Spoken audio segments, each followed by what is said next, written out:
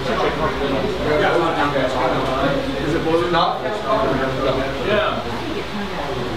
What's going on? Town car, outside 70s. So what makes you interested? Is it blue?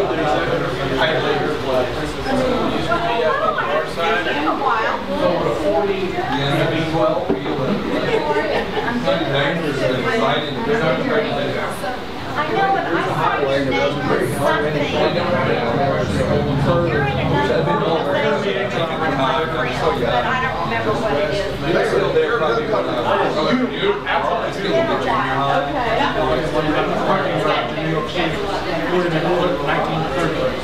Wow.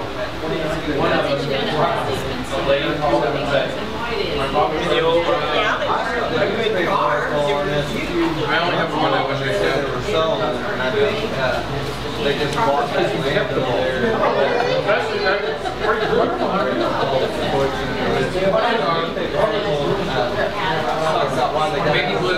Always do, so we'll be good. But then after you're done half listening to me, then really pay attention to this lady. She's got some fascinating stories to tell. Welcome to RetroMetroOKC, those of you who are new. We'll do a quick intro so everyone gets to know each other. We're a very informal group. We just enjoy getting together, learning about our city's history. We're all history geeks. What's great about this evening, I know I've seen a couple of folks who are from the Southsiders group that used to meet every month at the Coits that just recently closed down the South Side. This is a special place in Oklahoma City's history. And I'm going to talk a little bit more about that in just a minute. First things first, let me have everyone introduce yourselves real quick. So just yell out your name. If you want to say anything special about yourself, don't be too humble, but don't be too cocky. Okay, my name is Cynthia Cox, and I was born here at Deaconess in 1966. I live 4 blocks down the street, so I've been at this place many times. I actually worked here many years ago, so I was really interested to. So one of your former employees is here. Douglas Olmsted. I did not work. Rita Johnston, I was like preservation. Randy Johnston, I was born here in Oklahoma City and used to eat at the Coits over off of Pennsylvania back when he was a Delta.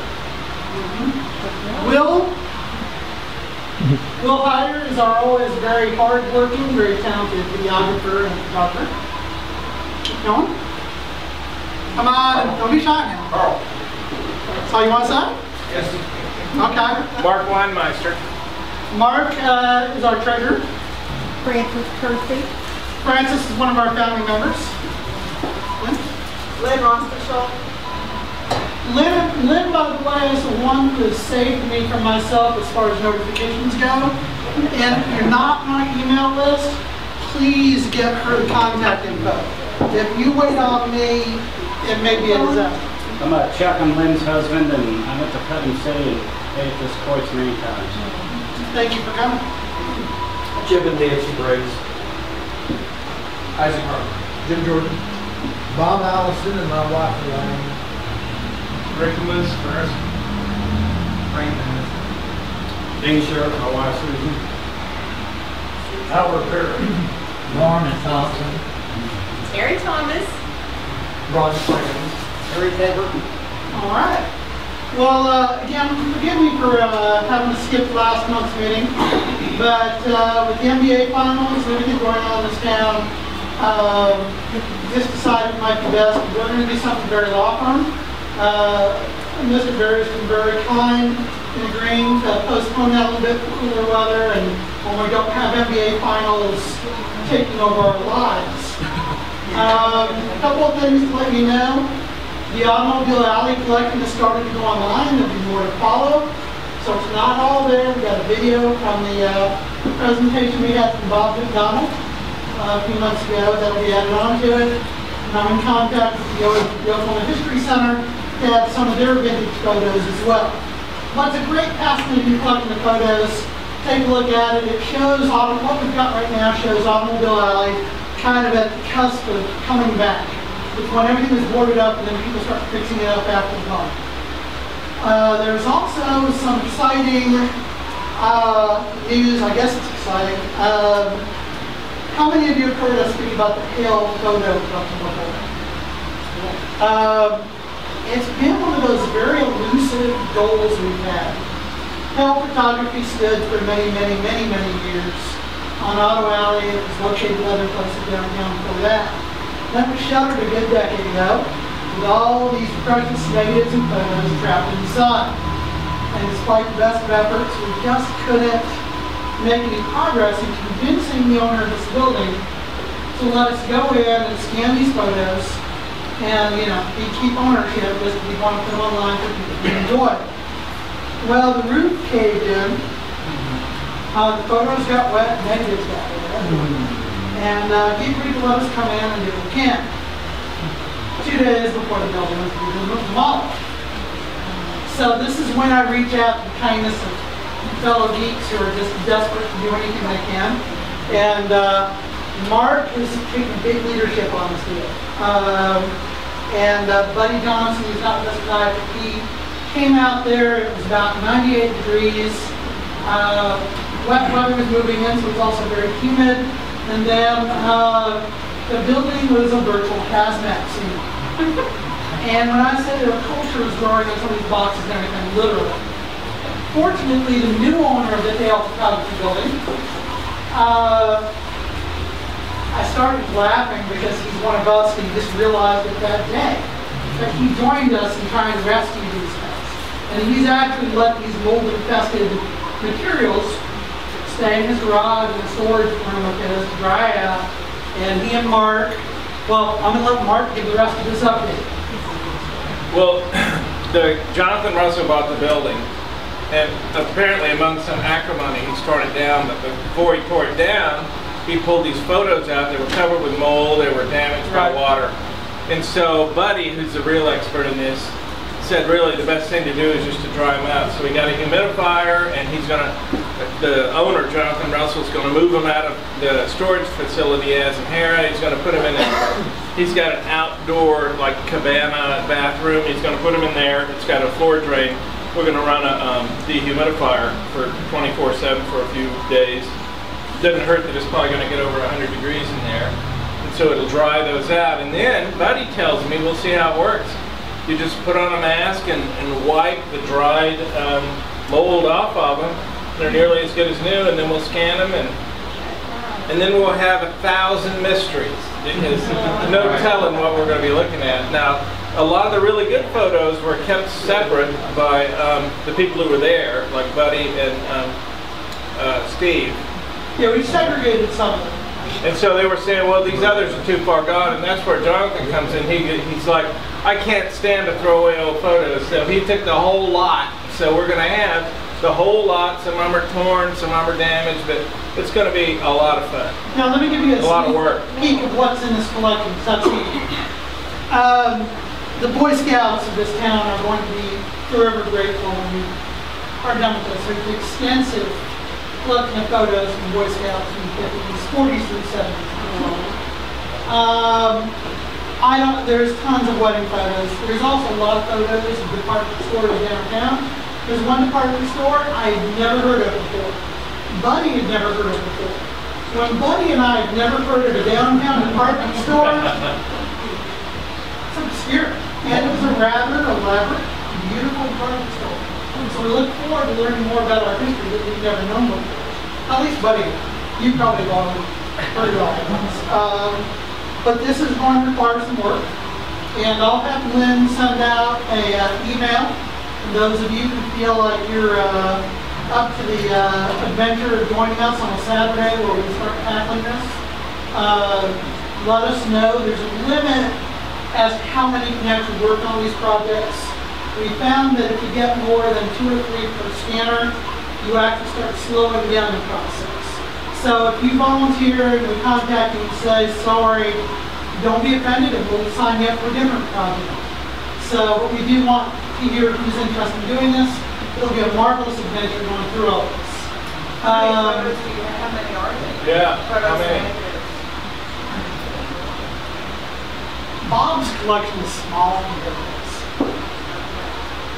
Bob, for those of you who don't know, the collection that really kicked us off, and I really hope that all of you take a look at it. Bob Allison's collection, I think, is one of the best we've got. Just hundreds of photos and postcards, things that people have never seen before, and we still find it's one of the most popular collections we've got.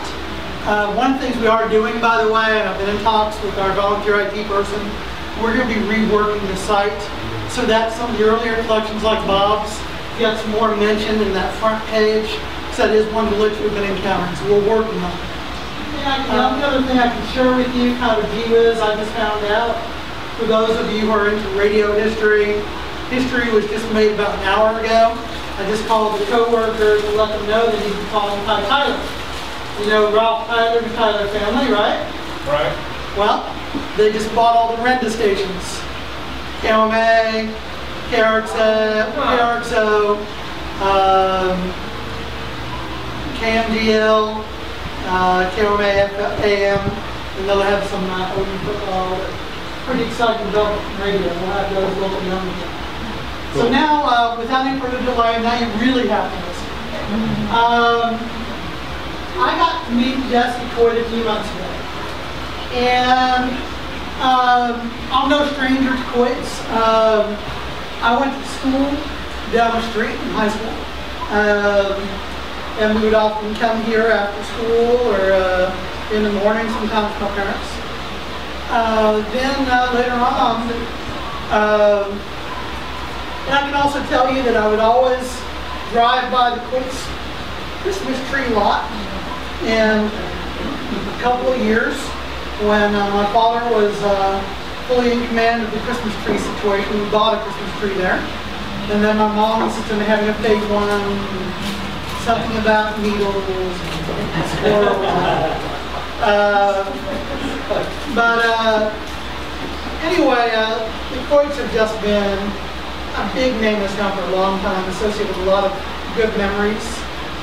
There's a group of South Side folks, Capitol Hill, Southeastern alums and all that, and it was just incredible getting to join them and listen to their memories and bring old yearbooks. They gathered at the original Coits on Southwestern, and they actually were very kind. I'm a North Sider, and they didn't give me a single bad look. They were always very friendly. They, you know, maybe a couple of teases or two, you know, but otherwise it was all cool.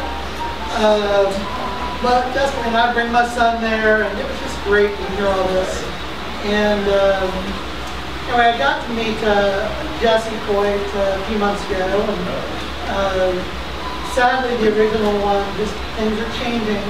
It's no longer with us, but we still have this one and the one on Pennsylvania Avenue. And this is truly, I mean, one of the last authentic local writings. So I'm going to sit here and visit with Jesse a little bit. We've got a couple scrapbooks that'll be part of the collection we'll be scanning, and we'll get that set up very soon. Jesse, first of all, tell me when your husband Don and you started all this. What got him into the root beer business? Oh, it's good. It didn't start out that way? They had a big tub of beer, in wash tub or something like that, and all these people were around, and I was just walking around with my girlfriend, and he said, "What's your name?" And I said, "None of your business." And might that have been Mr. Coit? Yes. And so, anyway, one time later on, one of the things that was asked him said, "What attracted you to Mrs. Coit?" He said, "A yellow sweater." Yellow sweater. That was a long time ago. But anyway, we were very much in love and got real busy. And so Don came home from service. When that went over. And Don, So he was in World War II? he was in World War II. And on top of that, he he was the smartest guy I ever saw. And I never heard him swear at say bad words or something like that. He just wasn't that kind of guy. He could get you to do anything just by smoothness. Just nice. Just feel, if you treat people nice, you get a lot further along. So, anyway, I have to think back where it was. Can you apologize for a second? Yes, sir. So he got in the war and... Well, yes, my boss had the party for them, his son to go to the war. So, anyway, that's okay. So, Don liked me immediately, and first thing we did was Feel free to sit down. I don't want to. Okay. And he took me over to the boat, you know, by the, what's the creek over there that I call it's not a river. We've never had rivers. Oh, North Canadian River, So, the creek, yeah. Well, it used to. You'd pay them, and they go to a dime or something, and they'd take you for a ride in a boat. Really? On the river? Yeah, well, just out going towards that way, west. Yukon? Yukon. Over Holder? Yeah, that way. Anyway, it was fun. And so anyway, as time developed, we were married. And of course now, I had been married before and I had a child. So I want you to remember this. And he was so kind. Anyway, so he first, just when we were first married, he first got a job at yards, stockyards. His brother owned a, what do you call it? Was it a stock facility, the stock pen, or? It's a different name that they call it, but it was a business that buy the cattle from the farmer that come into Oklahoma place and Slaughterhouse. Slaughterhouse and all that sort of thing. And so that was his first job. And he was smart. He had to go in a pen and look at an animal and see if he thought it was okay. And then he'd have to find out if it had bad places on or something like that. And then, I hate to say this, but you put it in print. Okay. All this is off the record except for future generations. Watch, there's too much water filled into that print. See, what the farmers would do would fill up their their cattle with water, because that weighs more. Right. You bought that animal for the weight. So if you don't watch out, you're jumped. So anyway, he had to do all that, and they did it all in their head. They didn't write pencil or anything, just all in their head, and did that, which was interesting. But it was fun for him, but then he didn't learn that either. He was smarter than that. So after that, I found that Southwest 25th building. Not building. Well, it was a building.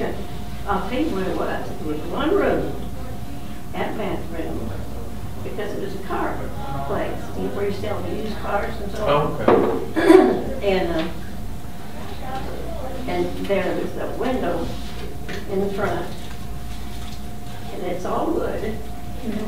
You had to lift it up and pin it up there some way on the building, and that's what we served them.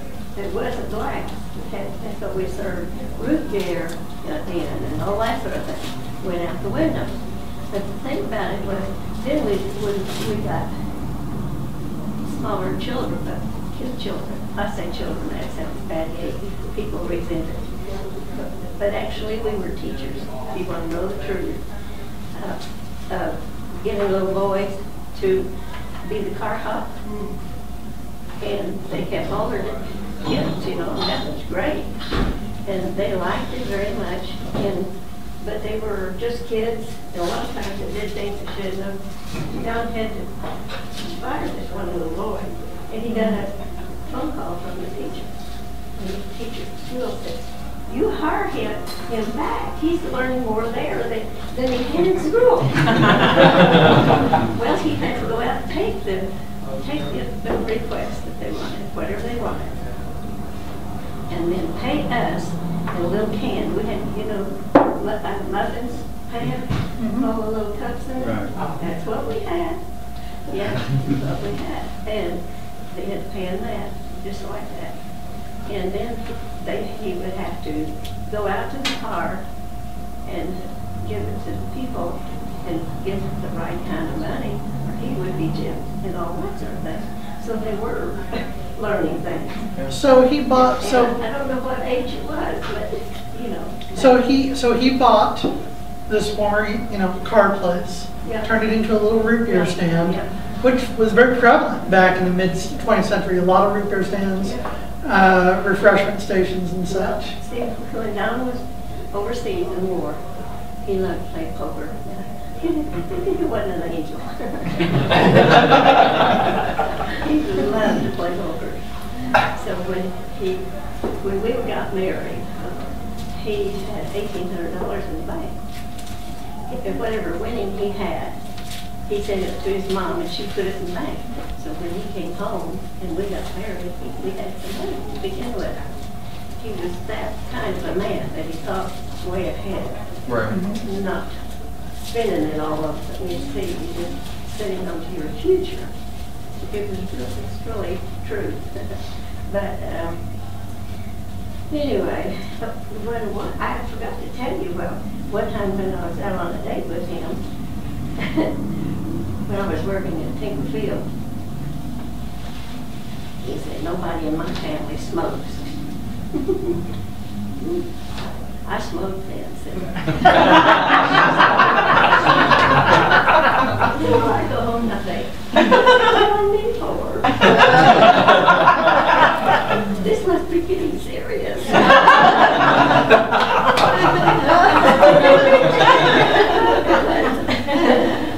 So anyway, that's just one of the things that he handled people. He didn't yell and scream and yell at everybody. It was just, he had ways of in time, whatever he said. Did you quit smoking? Did you quit smoking? Yeah. Smartest thing I ever did. I could marry him. So now, for a while, it was Coit Weber's root beer stand. Now, did it start off with the Weber's affiliation, or was that something that came later on? No. He just bought it. So he bought he bought the rights for Weber's Yeah. locally. So, and I'll kind of show some things as it kind of, you know, is relevant. But here's something we will scan. It's an advertisement for, I think, when they opened up second location here. But it shows the old Coits, Weber's, and Coit's name is already starting to take over. So, date. Well, we'll work on that, Bob. This I don't know yet. This property here was, see what it didn't have on it. It had something on it, but it wasn't much of anything.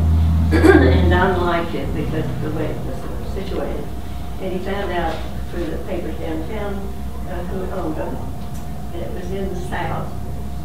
So one day we got the car and went to the south and saw this judge. And he was a fellow that signed the papers for us. We bought them from him. And that's the way we got this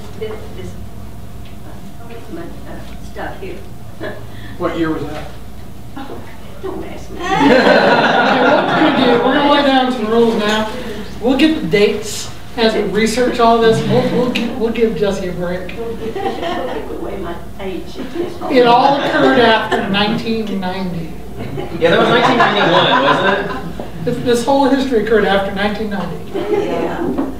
Anyway, what else am I going to tell you about? Well, I remember a lot of other things in Oklahoma City that I liked so well. Let's talk about that. Well, when I was working at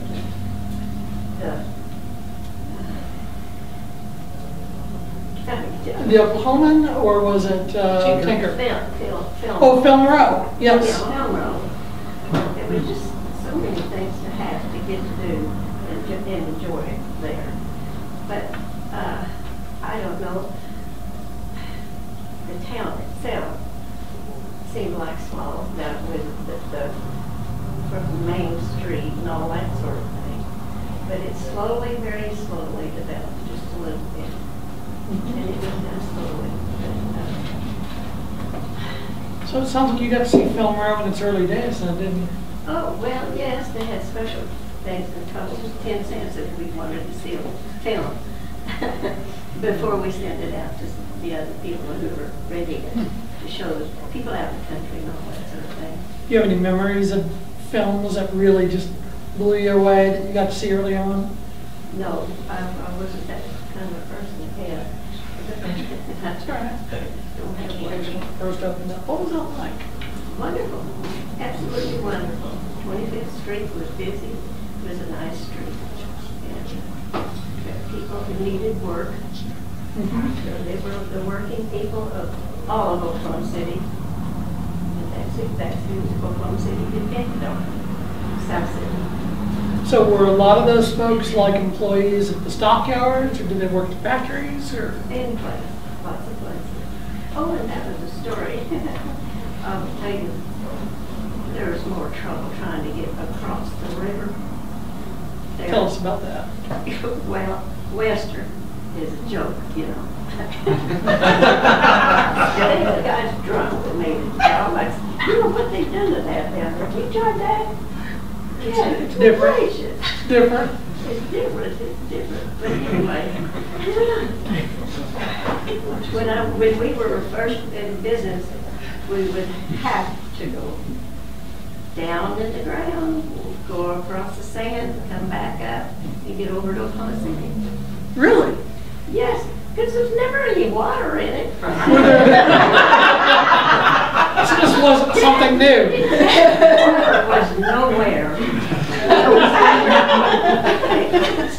So there was no Western Avenue Bridge. You just kind of drove into the There was bank. no way to get over it anyway. They didn't think of any way to help you. You just have to go down the that's the way we did. For I don't know how long, and it was so many times it was closed and all that. Now they had to build that right over a railroad track, way up high. They got a light up there at the high spot. Yeah, I'm just gonna have one of the ices up there.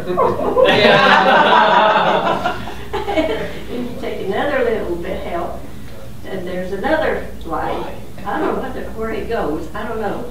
But you're up in the air, and you got to go wherever that light goes. It's crazy. But anyway. Your husband was quite the entrepreneur. He didn't waste much time growing the business. He opened up 2 other restaurants, including this one. And he bought the shopping center across the street. What was that about? Oh, no, that was a beautiful young man that had it before and wanted to sell it. It became older. And so John bought it. Coit Center? Oh, there's a lot of centers in there. Yeah. That's good backing. So anyway, we've had a really good business. But my son grew up. He was, let's see, Don was in what's your what? Bishop McGinnis, or? No, Don graduated from Cassidy? Capitol Hill? Capitol Hill. No, he didn't. Over here in Oklahoma City, the top one. Classen? Don graduated from Classen. But I have to tell you the story of this. He and his mother, and not everybody, lived in that part of town. This was before I knew him or anybody else. And he was in school. He had to serve people in the dining room service because he had to work to eat. They didn't have any money. He had 3 brothers. In other words, there were 4 Coit boys, and they all did real well. Their mother was a German woman who was a strong woman. Her husband died up in Kansas, and she had the 4 little boys, and it came El Reno, Oklahoma, and a lot of her people were farmers and had a lot of land. In fact, they have 5 lands now, but farms now. And they had 5 sons, so they had taken it down that way. But they took the train. She had enough money to get the train there with us and go over to her relatives. And she'd lived with each one of them, how they lived together, and they had to work for their living, eating, everything else, until they were big enough to graduate from school, grade school. And then his mother came to Oklahoma City and got her a job at the packing company. Okay. And then she brought them all over, and they came over here. So you have to realize that before anything, he already knew what he wanted to be, think, or do, and he was a good man at it. And it just turns out that way. People can feel whether you're good or bad. Tell us about the Christmas trees. How did that begin? That was something I really enjoyed because I loved the people.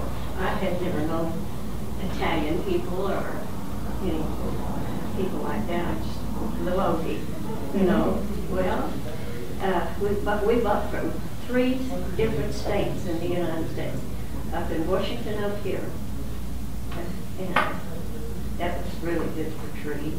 Then the one where the Italians lived was way up where, in the middle of the United States, but way up in the north there. In the snow, deep snow and all that sort of thing. And then another one was in North Carolina.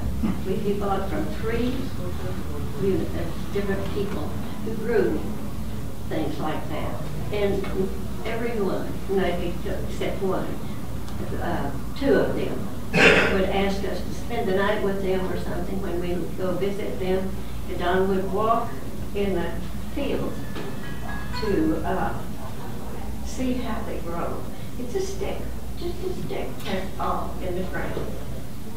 They don't touch it at all for 2 or 3 years or 4 or something like that, whatever they do. And then they start thinking about that. But they have to grow up more than that. When they have to be trimmed, they go to boys in school and they have a machete. You know how that is, and they got hurt sometimes. But that's the way you had to shape the Christmas tree itself.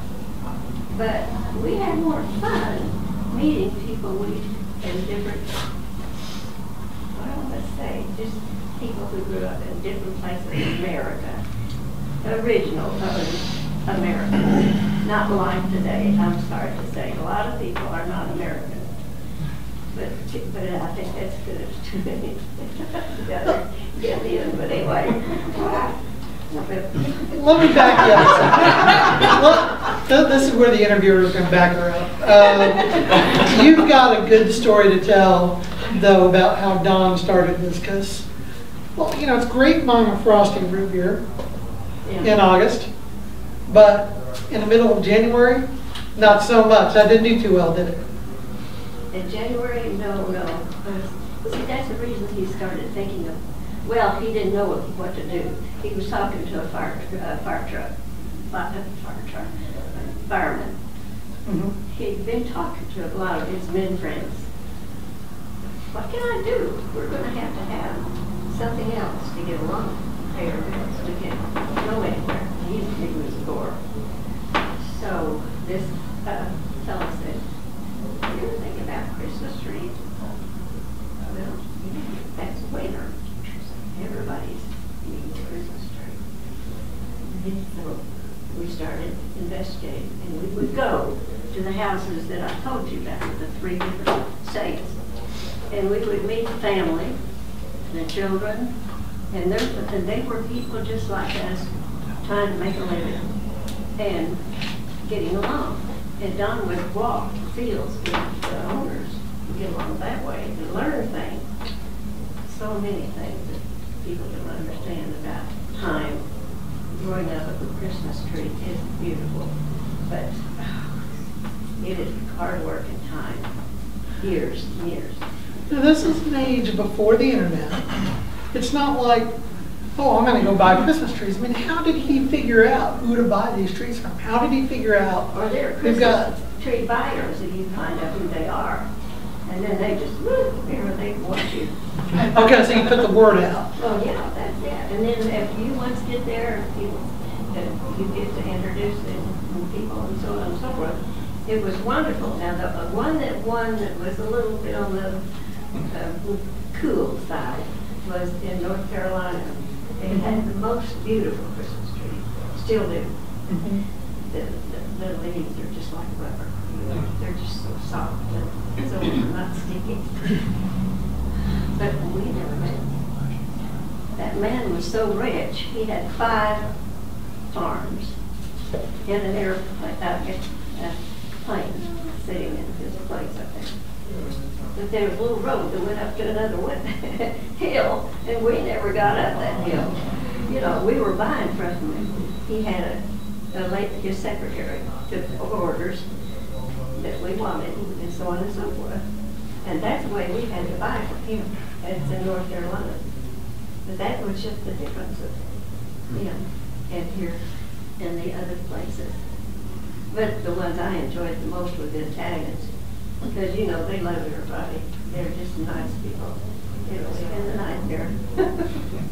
But anyway, Don would take her grandsons, too, at different times when I would not go at later on, and so on. And the guys that worked for us enjoyed it because they got really good money selling Christmas trees.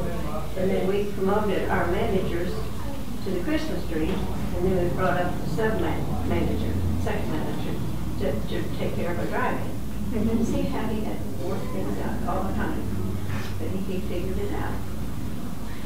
So, I don't know.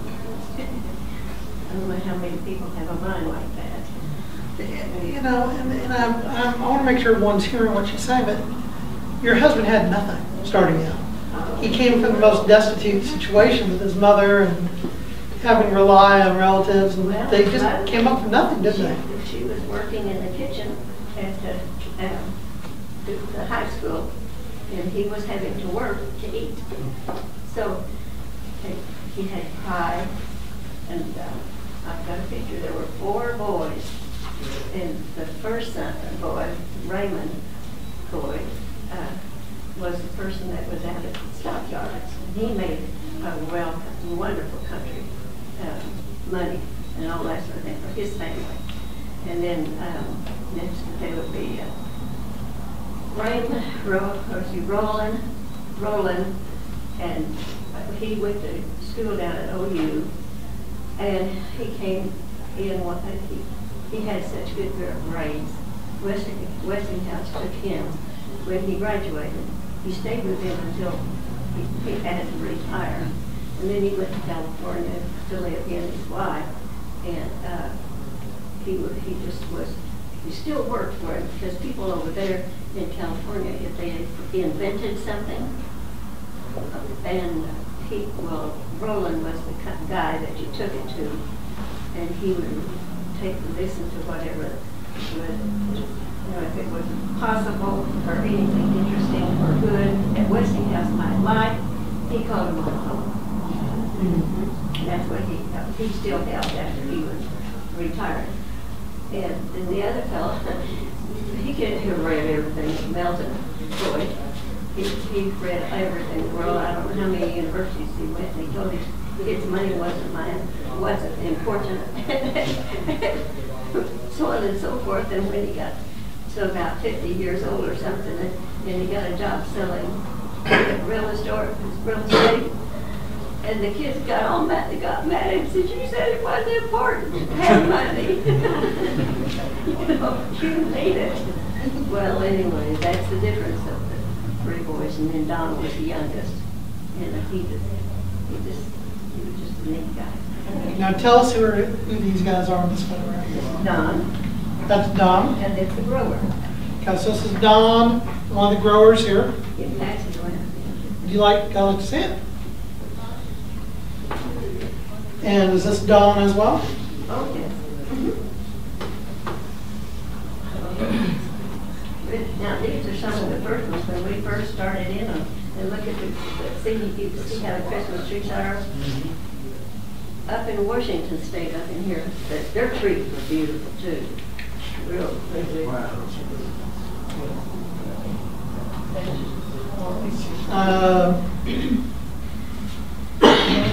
We'll just pass these around a little bit and bring them back in.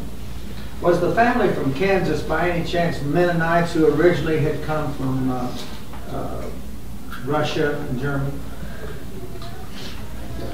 Were the family Mennonites? No. From Kansas? From Kansas? No, not that I know of.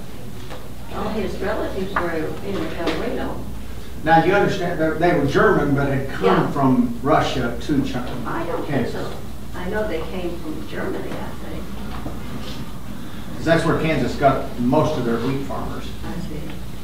I don't know that part. I really don't. Streetcars. Oh, yeah. What about? Did you, do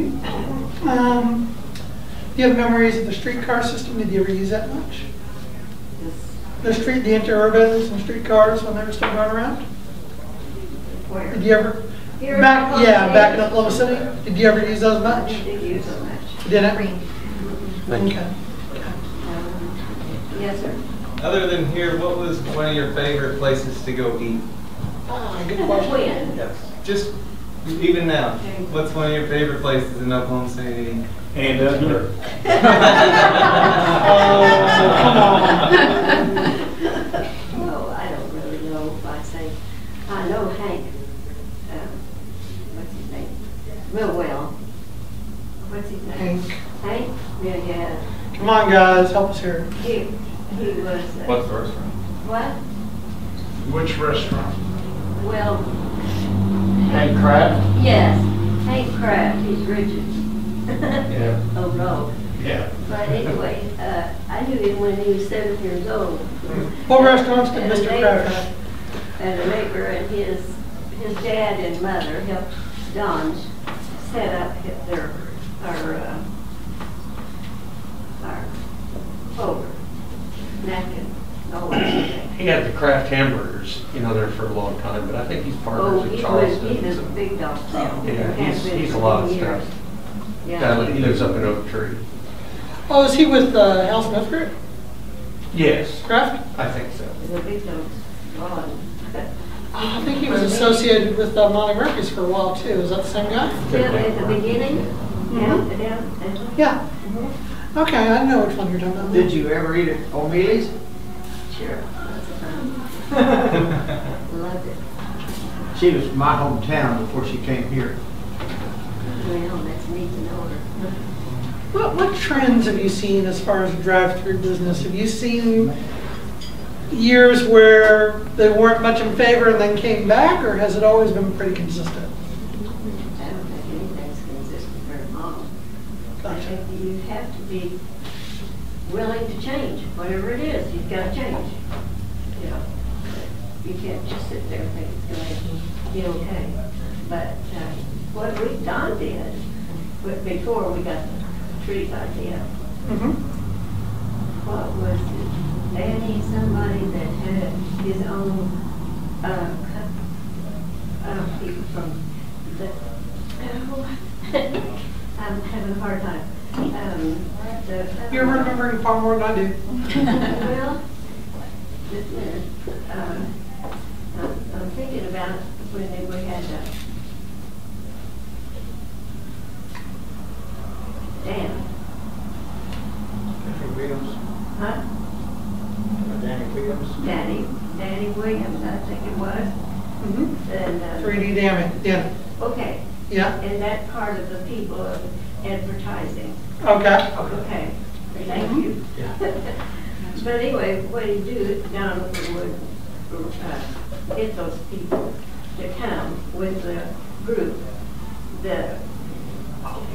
Well, it was.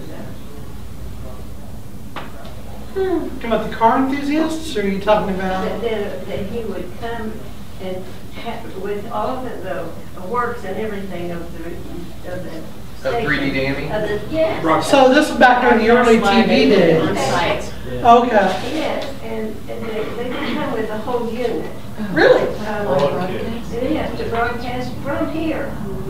Really? Yes, sir. And the people would come in and drive in, and we gave them everything free.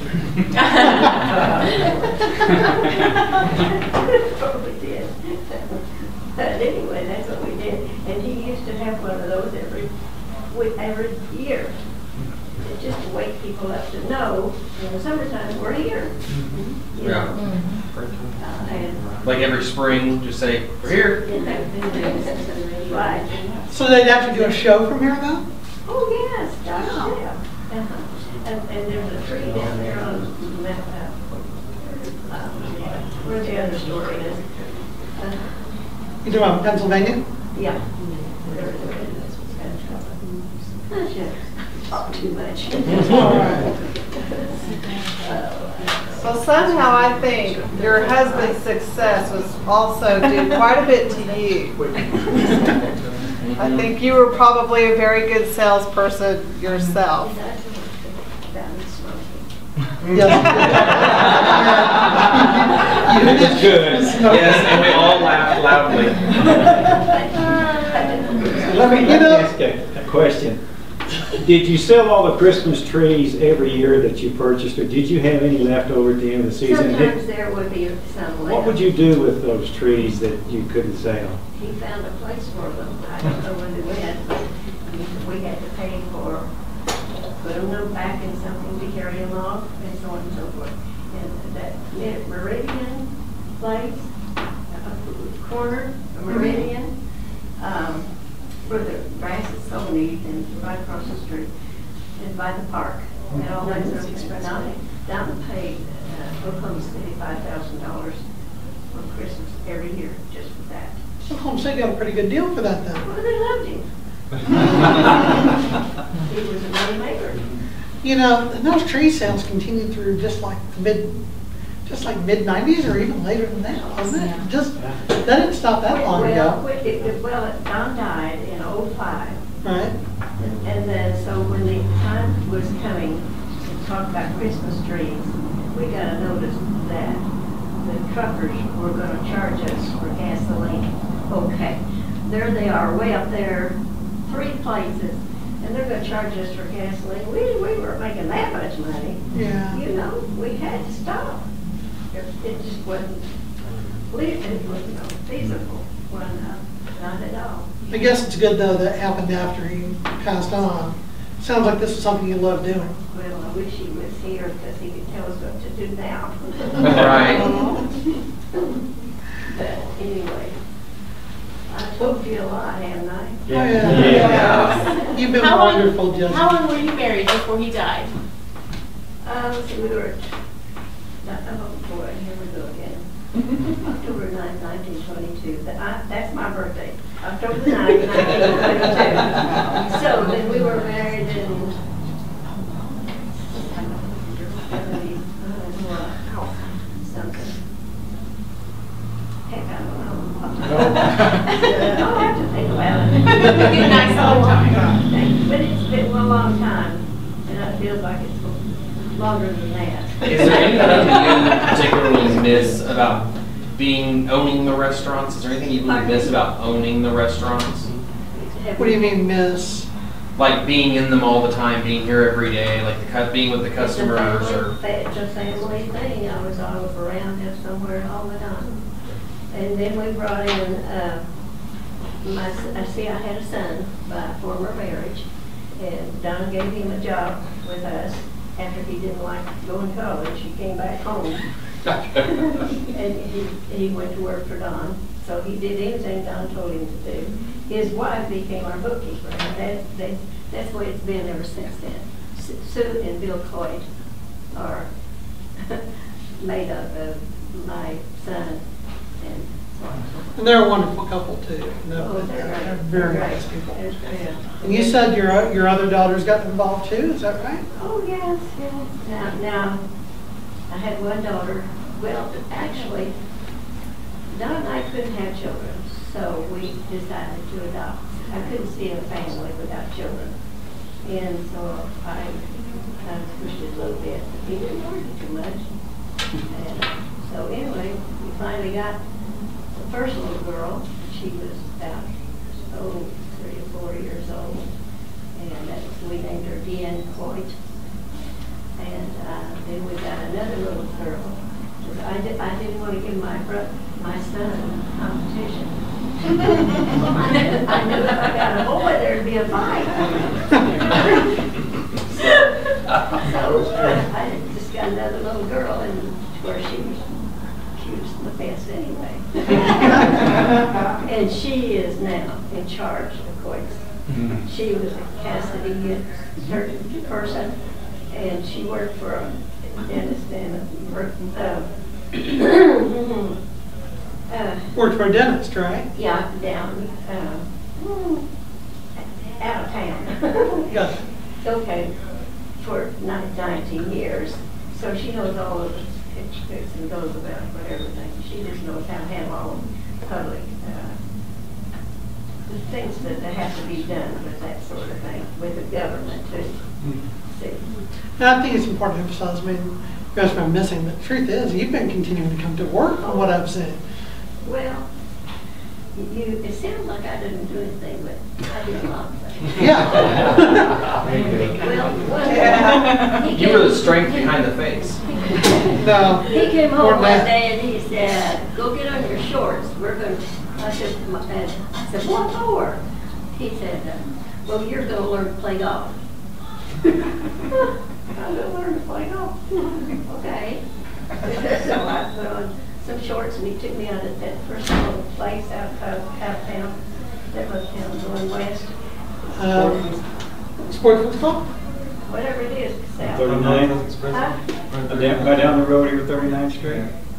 West, yes. Yukon? What? Yukon? No, we're not that. No, it's probably sportsman. That wasn't out of town, man. No, Sportsman doesn't have a golf. There's not there, a golf and course. I had one lesson and playing the golf, and then he just, okay, talk to you later, you know. A few weeks later, he says, "We belong to the country club." No, my dad was a Baptist preacher. And you smoked? No, he didn't. But I mean, it just was those things. It sounded strange to me. But I went out there. Well, it turned out to be a beautiful country club, and we were accepted beautifully and played golf. But you know, I learned a lot because on golf clubs and golf, it's men. No women ought to be on the course anywhere. Anywhere, anytime. You know, this is it. I know that. But nevertheless, I got real good because I'm aggressive. I am. So, I mean, I don't fight like the chickens. No, I go with the chicken. So now tell me about what's your daughter's name again? It's kind of taken over? Cosette. Cosette, okay. Cosette's name is from my sister. Brenda, you had a question? I was wondering about the root beer and where is it made now? It tastes just like it. We make our root beer here. In this location? Yes, ma'am. No wonder it's always so fresh here. Thank you. It's very good. Does that go all the way back to when you founded the business? No, we Same recipe? changed it just a couple of times, but that's the way it is now. It's awful good. It is. Thank you. Yeah. Thank you.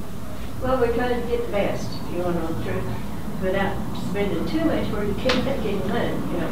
You have to make some money to keep on going. So, I think I'll talk to you all today. I think I've worn you out. Yeah. Jesse, you've been wonderful. Your place is wonderful. It holds a place in all of our hearts. Thank you. What we're going to do is we'll kind of have some folks kind of gather around the table and we'll show some photos here real quick. And then what I'd like to talk to you about is, you know, we've been talking about possibly digitizing your photos so they're safe for your future generations. And we'll put them online to share with folks. Did I type? No, No. What did you say? No, No, I said, we're going to put these online on the internet. Oh, no. Yeah, we're going to make it so these are preserved forever. Thank you. So we're going to we're going to put them on computer, and you know the photos will be scanned here on your premises. You know what would be wonderful would be something about it in our Oklahoma building. Because they've got some people in here. You know about the History Center? Yeah, we share our photos with the Oklahoma History Center. We send copies of the discs over, so we'll be sending that over to them as well. So what this will allow is for the people online, people out and about, just to go online and they can look at these photos and just remember, you know, good times they've had and all that. And as well as, again, Will, who's a very talented videographer, he's actually going to put a video of his presentation online with the collection. So this history will be out there for years to come. Yeah, no, So, that's my gift to Don.